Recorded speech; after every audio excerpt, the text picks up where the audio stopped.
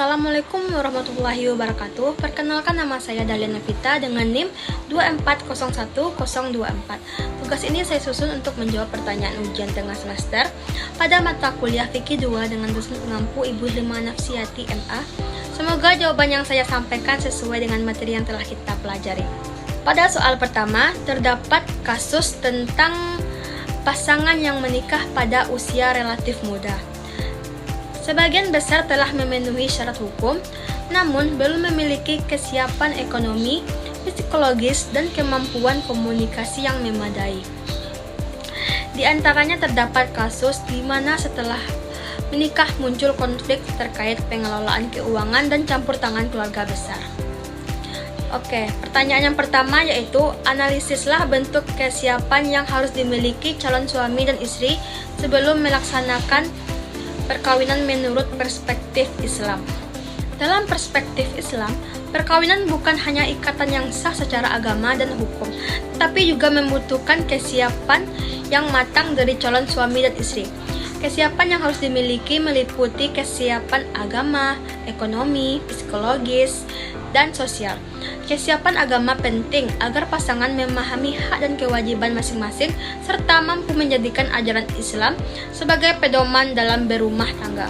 Kesiapan ekonomi juga diperlukan, terutama bagi calon suami sebagai penanggung jawab nafkah keluarga. Selain itu, kesiapan psikologis diperlukan agar pasangan mampu mengendalikan emosi, bersikap dewasa dalam menyelesaikan masalah dengan bijaksana. Kesiapan ekonomi dan sosial juga sangat penting untuk membangun hubungan yang harmonis serta menghadapi campur tangan keluarga besar, tanpa menimbulkan konflik yang dapat mengganggu keutuhan rumah tangga. Baik, soal yang kedua yaitu berikanlah contoh rekomendasi program pembinaan yang dapat dilakukan oleh KUA atau Lembaga Pendidikan Islam untuk mempersiapkan calon pasangan. Mempersiapkan calon pasangan sebelum menikah, KUA atau Lembaga Pendidikan Islam dapat menyelenggarakan program bimbingan perkawinan atau bimbingan calon pengantin. Program ini dapat memberikan materi tentang hak dan kewajiban suami istri, manajemen keuangan keluarga, komunikasi yang efektif, kesehatan reproduksi, serta cara menyelesaikan konflik dalam rumah tangga berdasarkan nilai-nilai Islam. Selain itu, dapat dilakukan dengan konseling pranikah yang bertujuan membantu calon pasangan memahami karakter, tanggung jawab, dan tantangan yang akan dihadapi setelah menikah. Melalui program pembinaan tersebut, calon pasangan diharapkan memiliki bekal pengetahuan dan keterampilan yang cukup untuk membangun keluarga yang harmonis, yang seperti sakinah, mawadah, dan warahmah. Soal yang kedua, terjadi kasus akad nikah di mana wali nasab berada di luar negeri dan memberikan kuasa kepada kerabat untuk menikahkan putrinya. Pada saat akad, saksi hadir lengkap, namun sebagian masyarakat mempertanyakan keabsahan akad tersebut. Yang menjadi soalnya di sini yang pertama, analisislah rukun dan syarat sah akad nikah menurut hukum Islam. Menurut hukum Islam, akad nikah dinyatakan sah apabila memenuhi rukun dan syarat yang telah ditetapkan. Rukun nikah terdiri dari atas calon suami, calon istri, wali nikah, 2 orang saksi, serta ijab dan kabul. Adapun syarat-syaratnya meliputi calon mempelai yang tidak memiliki larangan untuk menikah, wali yang memenuhi ketentuan syariat, 2 orang saksi laki-laki yang adil, serta ijab dan kabul yang diucapkan dengan jelas dalam satu majelis. Rukun dan syarat tersebut merupakan unsur penting yang menentukan sah atau tidaknya suatu pernikahan. Dalam kasus ini, apabila seluruh rukun dan syarat telah terpenuhi, maka akad nikah tersebut dinyatakan sah menurut hukum Islam meskipun wali tidak hadir secara langsung. Soal yang kedua, jelaskan status hukum penggunaan wali melalui wakalah atau perwakilan dalam akad nikah. Yaitu, penggunaan wali melalui wakalah atau perwakilan dalam akad nikah diperbolehkan dalam hukum Islam. Seorang wali nasab yang berada jauh atau memiliki halangan tertentu dapat memberikan kuasa kepada orang lain untuk mewakilkan dalam menikahkan putrinya.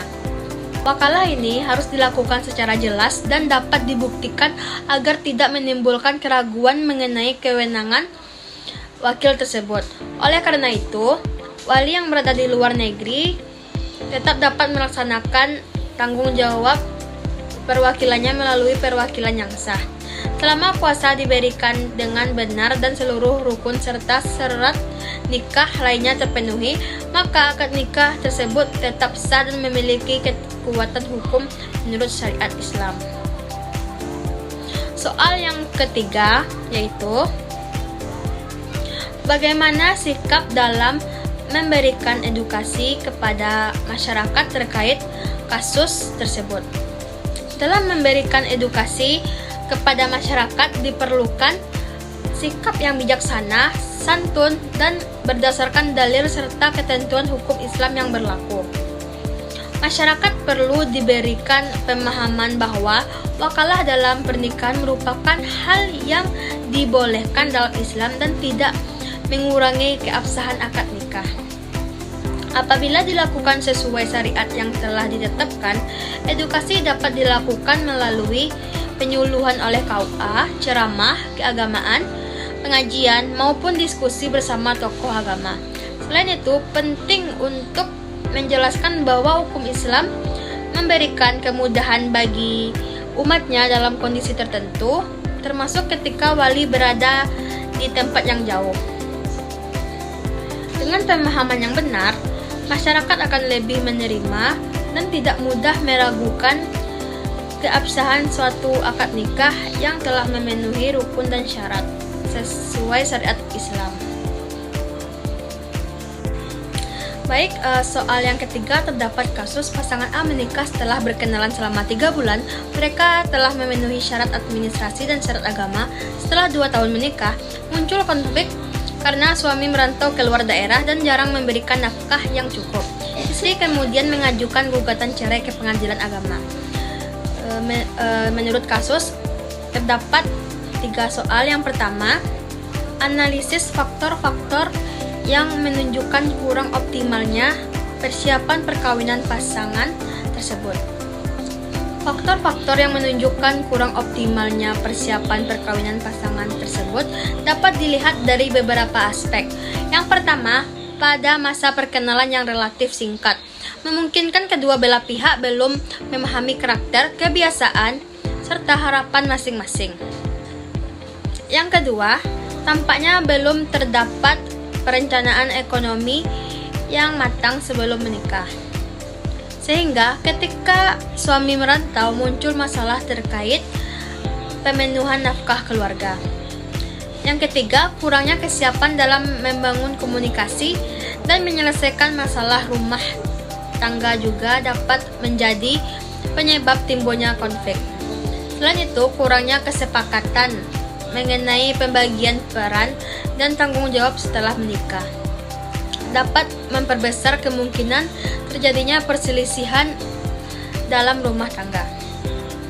Hal ini menunjukkan bahwa kesiapan perkawinan tidak hanya berkaitan dengan terpenuhinya syarat hukum dan agama, tetapi juga kesiapan mental, emosional, dan ekonomi untuk menjalani kehidupan berkeluarga. Soal kedua, terdapat kasus yaitu tinjau keabsahan akad nikah mereka dari aspek rukun dan syarat perkawinan. Yaitu, dari aspek rukun dan syarat perkawinan akad nikah, pasangan tersebut tetap sah menurut hukum Islam. Hal ini karena sejak awal mereka telah memenuhi syarat administrasi dan syarat agama yang berlaku. Dalam Islam, sahnya akad nikah ditentukan oleh terpenuhinya rukun nikah, yaitu adanya calon suami, calon istri, wali nikah, 2 orang saksi, serta ijab dan kabul yang sah. Selain itu, tidak terdapat halangan syar'i yang menghalangi keduanya untuk menikah. Selama semua unsur tersebut terpenuhi pada saat akad dilangsungkan, maka pernikahan dinyatakan sah. Konflik yang muncul setelah pernikahan termasuk masalah nafkah dan perselisihan rumah tangga tidak mempengaruhi keabsahan akad nikah yang telah dilakukan karena masalah tersebut terjadi setelah akad berlangsung. Selanjutnya soal nomor 3 atau yang terakhir, yaitu jelaskan upaya-upaya yang seharusnya dilakukan sebelum perceraian diajukan ke pengadilan agama. Yaitu, sebelum perceraian diajukan ke pengadilan agama, pasangan suami istri seharusnya terlebih dahulu melakukan berbagai upaya untuk mempertahankan dan memperbaiki rumah tangga mereka. Upaya tersebut dapat dimulai dengan musyawarah antara suami dan istri untuk mencari solusi atau masalah yang dihadapi, terutama terkait nafkah dan komunikasi. Jika musyawarah tidak membuahkan hasil, pasangan dapat meminta bantuan keluarga, tokoh agama, atau pihak yang dipercaya untuk menjadi penengah. Selain itu, konseling keluarga dan mediasi juga dapat dilakukan untuk membantu menemukan jalan keluar yang terbaik. Dalam Islam, perdamaian dan islah sangat dianjurkan sebelum mengambil keputusan untuk bercerai, karena perceraian merupakan perbuatan yang dibolehkan tetapi tidak disukai oleh Allah Subhanahu wa Ta'ala. Oleh karena itu, perceraian hendaknya dijadikan pilihan terakhir setelah semua upaya perbaikan hubungan telah dilakukan namun tidak berhasil menyelesaikan permasalahan yang ada. Dengan demikian, keputusan yang diambil dapat memberikan kemaslahatan bagi kedua belah pihak. Baik, demikian hanya itu jawaban yang dapat saya sampaikan pada video kali ini. Terlebih dan tak terkurangnya, saya mohon maaf apabila ada kesalahan. Saya akhiri dengan wabillahi taufiq wal hidayah. Assalamualaikum warahmatullahi wabarakatuh.